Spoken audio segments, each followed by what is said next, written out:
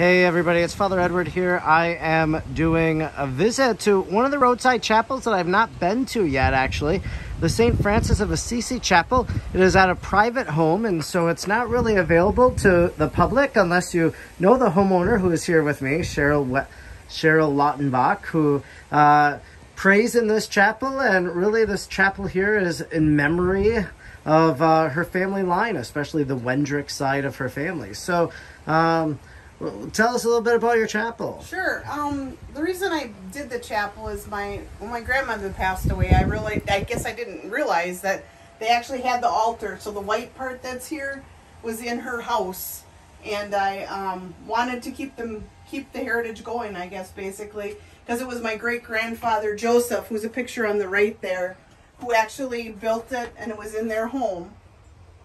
And my grandma kept it up upstairs, had all of these pictures that are on the walls, all the statues that are in here. Some of them I got from my aunt that passed away, but most of them came from in the house. And actually, Father, I forgot to tell you, I think this cross up here is from the pews in Rosaire. When they remodeled Rosaire, they used to have these crosses on the pews. And my grandma had like 2 or 3 of them in the house. So I wanted to make sure I got those in here. Actually, this arrangement that's here in the corner is kind of special to me because it was for my dad's funeral. And it's all wildflowers and stuff that Jerry Barta put together because they lived down the road from them. And Jerry brought that to the funeral home. So it was kind of cool because it's from where I grew up in Round Creek. I think that's about it. And then actually, the bookshelves that are on the side, my dad made those for me. So that I've got a little bit of my dad in here. And then, of course, my mom was a big rosary prayer. So I've got some rosaries from her. And all of the different things from her casket. When she passed away, we had these corner emblems that were on her casket. So those all are in here now. Oh, very nice. In memory of her. And then, of course, there's my grandma Ruby up in that card there.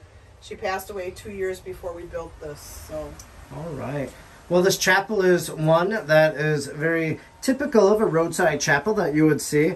So here you have a marriage certificate, and you can even see 1901 that they would have been married. So a very ancient, antiquated document here. But a lot of times these roadside chapels will be places where family records are kept and kept alive. So we have on the walls here different pictures as mentioned. So there's this image here, which is one that I've seen in one other chapel, actually Jan Lacrosse's.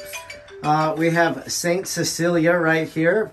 We have the Jesus the Good Shepherd.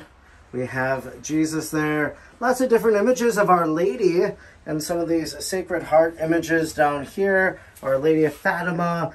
A lot of different statues and statuettes and a little stained glass window on the door there. So it's a beautiful little roadside chapel here.